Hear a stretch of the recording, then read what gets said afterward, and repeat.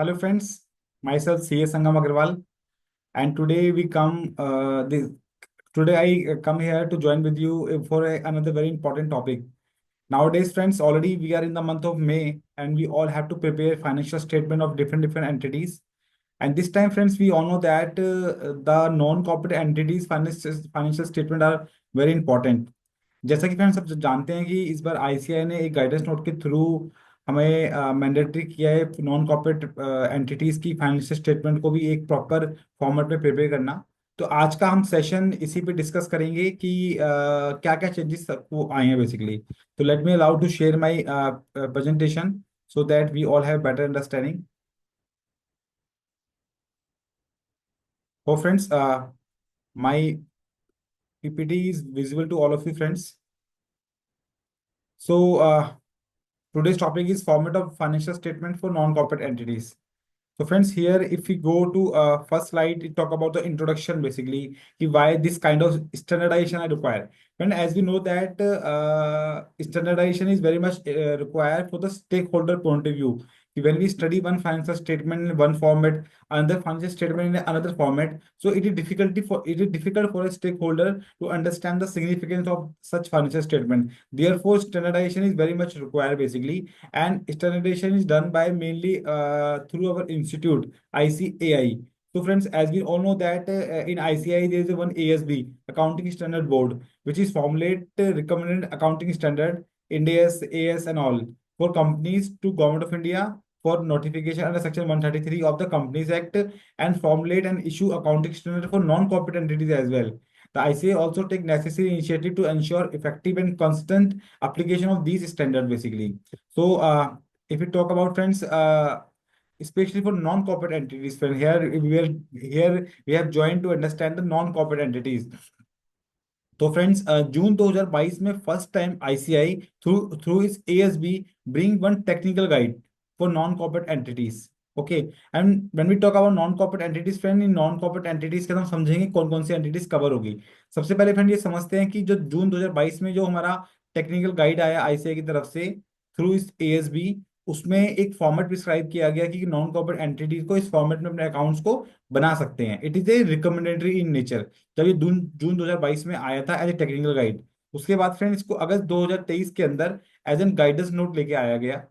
इसको as a guidance note लेके आया गया। टेक्निकल गाइड को एडवांस करते हुए, बेटर करते हुए उसको गाइडेंस नोट की फॉर्म में लेके आया गया। तब से इसको इम्प्लीमेंट किया गया। ऑल्दो तब भी ये क्या था फ्रेंड, एक रिकमेंडेटरी नेचर था, मैंडेटरी नहीं किया गया था इसको। अब अगर आगे चलते हैं फ्रेंड्स, तो now we can say the जो फाइनेंशियल स्टेटमेंट होती है बेसिकली हमारी, वो किस तरह से होती है।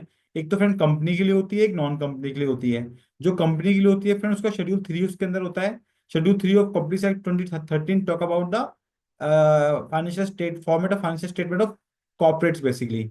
वो भी 3 पार्ट में डिवाइड है। Division 1 which is company following accounting standard, division 2 company following end S, division 3 for NBFCs basically. जिस ये हो गया आपका कंपनी के लिए। जब हम बात करते हैं नॉन कंपनी की, तो नॉन कंपनी को हम 3 पार्ट में डिवाइड करते हैं friends. Individual partnership firm, HUF etcetera, limited liability partnership और नॉन प्रॉफिट ऑर्गेनाइजेशन। तो इन तीनों का जो फॉर्मेट प्रिस्क्राइब कर रखा है वो आईसीएआई ने थ्रू गाइडेंस नोट और टेक्निकल गाइड रेफर कराए उन्होंने फॉर्मेट बेसिकली। आगे चलते हैं friends, timeline. Friend, it is very important to let you know that for financial year 24-25, जो भी फाइनेंशियल इस फाइनेंशियल ईयर के फाइनेंशियल स्टेटमेंट बनेगी, वो मैंडेटरीली किसमें बनेगी, आपके इन फॉर्मेट्स के अंदर बनेगी बेसिकली फ्रेंड्स। आपके ऑप्शन नहीं है कि आप उसको किसी और फॉर्मेट में बना पाए। जो आईसीआई ने फॉर्मेट प्रिस्क्राइब किया है उसके अंदर ही आपको क्या करना है, इस फॉर्मेट के अंदर वो फाइनेंशियल स्टेटमेंट को बनाना है फ्रेंड्स आपको। तो this is the basically screenshot of ICI guidance note, जो ये बताता है कि 1 अप्रैल 2024 ऑनवर्ड्स के जो भी रिस्पेक्टिव फाइनेंशियल होंगे वो आपके इस वाले फॉर्मेट में बनेंगे। तो इन शॉर्ट फ्रेंड, जो इस फाइनेंशियल 25-26 के अंदर हम लोग 24-25 फाइनेंशियल ईयर का फाइनेंशियल स्टेटमेंट बनाएंगे, तो वो हमको मैंडेटरीली इसी फॉर्मेट में बनाना है बेसिकली। क्लियर फ्रेंड्स, आगे चलते हैं। Do we need to prepare comparative financial statement of 31 March 2025? तो आंसर इज बिग यस। हमको फ्रेंड इसके कंपैरेटिव भी बनाने हैं। इवन फ्रेंड ये गाइडेंस नोट आने से पहले भी जो हमें अपने फाइनेंशियल स्टेटमेंट बनानी थी वो कंपैरेटिव बनानी थी। बिकॉज उसका रीजन क्या है फ्रेंड, एक चार्ट अकाउंटेंट को कोई भी अगर फाइनेंशियल स्टेटमेंट का ऑडिट करना है तो वो मैंडेटरीली कंपैरेटिवली होना चाहिए, वो नॉन कंपैरेटिवली नहीं हो सकता आपका। तो हमारे क्वेश्चन का आंसर मिल गया हमको कि हमें कंपैरेटिव ही बनाने हैं। तो अभी जो ग्रुपिंग चेंज करनी पड़ेगी हमें मार्च 24 की भी, क्योंकि मार्च 25 का तो बनाएंगे हम, मार्च 24 की भी ग्रुपिंग को हमें चेंज करना पड़ेगा बेसिकली इस बार। एक एक और बड़ी इंपॉर्टेंट बात फ्रेंड्स कि ये जो हमारे फॉर्मेट्स हैं किन नॉन कॉर्पोरेट एंटिटीज पे लगेंगे। तो फ्रेंड्स अगर किसी नॉन कॉर्पोरेट एंटिटी के फाइनेंशियल स्टेटमेंट का फॉर्मेट किसी एक्ट में या किसी स्टैच्यू में प्रिस्क्राइब कर रखा है, तो उन एंटिटीज के ऊपर ये फॉर्मेट्स अप्लीकेबल नहीं होंगे, और वो जो रिस्पेक्टिव लॉ और स्टैच्यू है उसके फॉर्मेट अप्लीकेबल होंगे आपके बेसिकली। जैसे फ्रेंड आप देख पा रहे हैं जो कोऑपरेटिव बैंक्स होता है वो आपका बैंकिंग रेगुलेशन एक्ट 1949 से गवर्न होता है, और रिजर्व बैंक ऑफ इंडिया ने उसके लिए एक फॉर्मेट प्रिस्क्राइब करा है कि कोऑपरेटिव बैंक्स के जो अकाउंट्स बनेंगे वो किस फॉर्मेट में होंगे। तो इस केस में फ्रेंड जो आईसीआई का गाइडेंस नोट है वो अप्लीकेबल नहीं होगा आपका। आगे चलते हैं फ्रेंड्स। तो ना फिर टॉक अबाउट स्कोप, कि इस गाइडेंस नोट का स्कोप क्या है फ्रेंड्स। मेनली ये जो गाइडेंस नोट है जो कवर करेगा फ्रेंड, ये सोल प्रोप्राइटरशिप को कवर करेगा, हिंदू अनडिवाइडेड फैमिली को कवर करेगा, पार्टनरशिप फर्म को कवर करेगा, पार्टनरशिप फर्म इंक्लूड रजिस्टर्ड और अनरजिस्टर्ड बोथ। इसके अलावा फ्रेंड्स ये बेसिक सोसाइटी, जो सोसाइटी से आपकी सोसाइटी एक्ट में रजिस्टर उनको कवर करेगा, जो ट्रस्ट है पब्लिक और private register under any law for time being इनको, जो अनरजिस्टर्ड है उनको भी कवर करेगा, जो स्टैट्यूटरी कॉर्पोरेशन है ऑटोनॉमस बॉडी है एंड अथॉरिटीज है उनको कवर करेगा, any form of organisation that is engage fully और पार्शली इन एनी बिजनेस और प्रोफेशनल एक्टिविटी उनको कवर करेगा। तो ब्रॉडली फ्रेंड्स ये पांच छह 6 7 एंटिटीज है उनको कवर करेगा हमारा ये जो गाइडेंस नोट है। ऑलरेडी फ्रेंड आपको बता चुका हूँ उसको तीन पार्ट में डिवाइड किया गया है हमारा, एक एलएलपी के लिए, एक नॉन गवर्नमेंट ऑर्गेनाइजेशंस के लिए, नॉन प्रॉफिट ऑर्गेनाइजेशन के लिए, और फोर्थ वन इज आपका, और थर्ड वन इज आपका individual partnership, LLP, HUF, society, trust etcetera basically. तो ये आपका स्कोप हो गया इनका बेसिकली। और फ्रेंड अगर मैं बात करूँ things changed in a new format, थोड़ी टर्मोलॉजी का चेंज आया है फ्रेंड। जैसे शेड्यूल 3 के अंदर क्या होता है, एक डिफरेंट फॉर्मेट है, उसकी टर्मोलॉजी अलग है। सिमिलरली फ्रेंड जो आपका नॉन कॉर्पोरेट एंटिटी के लिए फॉर्मेट आया है वहां भी क्या टर्मोलॉजी डिफरेंट है। जैसे पहले उसका फॉर्मेट था हॉरिजॉन्टल, आपका वर्टिकल फॉर्मेट है। पहले हम बोलते थे fix asset, now we speak about property plan and equipment, PPE basically. पहले बोलते थे डेटर्स, अब बोलते हैं ट्रेड रिसीवर्स। पहले बोलते थे क्रेडिटर्स, अब बोलते हैं ट्रेड पेबल्स। पहले बोलते थे कैपिटल, अब बोलते हैं ओनर्स फंड। अकाउंटिंग पॉलिसी तो सिग्निफिकेंट अकाउंटिंग पॉलिसी। सेल्स को बोलते हैं revenue from operations. Income tax को बोलते हैं टैक्स एक्सपेंस। पी&एल अकाउंट को बोलते हैं statement of profit and loss. Rent को बोलते हैं लीज। तो ये कुछ क्या टर्मिनोलॉजी आपकी चेंज हुई है जो न्यू फॉर्मेट में एप्लीकेबल होगी फ्रेंड्स। आपने ना एक और इंपॉर्टेंट क्वेश्चन आता है राउंडिंग ऑफ का यहाँ पे, क्या राउंडिंग ऑफ मैंडेटरी है। तो question is big no. In case of non corporate entity rounding off mandatory नहीं है, but in case of corporate entity rounding off क्या है फ्रेंड, मैंडेटरी है। अगर गाइडेंस नोट देखेंगे तो वहां वर्ड है मे, क्या एंटिटी अपनी मर्जी से राउंडिंग ऑफ करे ना करे उसकी मर्जी है, बट कंपनी के केस में एज पर शेड्यूल 3 वहां पे mandatorily base upon your turnover आपको राउंडिंग ऑफ करनी पड़ती है। क्लियर है फ्रेंड्स आपको। अगर आप राउंडिंग ऑफ करते हो तो कैसे करेंगे आप, लेस देन 100 करोड़ की अगर आपकी टर्नओवर है बेसिकली, ठीक है, तो उस केस में टोटल टोटल इनकम, अगर टोटल इनकम आपकी लेस देन 100 करोड़ है तो it is nearest to 100,000 lakhs और मिलियंस और डेसिमल देयर ऑफ। और 100 लाख और करोड़ से ज्यादा है आपकी, तो to the nearest lakhs millions crore और डेसिमल देयर ऑफ बेसिकली। तो ये उन्होंने राउंडिंग ऑफ की बोला गया है, बट मैंडेटरी नहीं राउंडिंग ऑफ करना आपके लिए।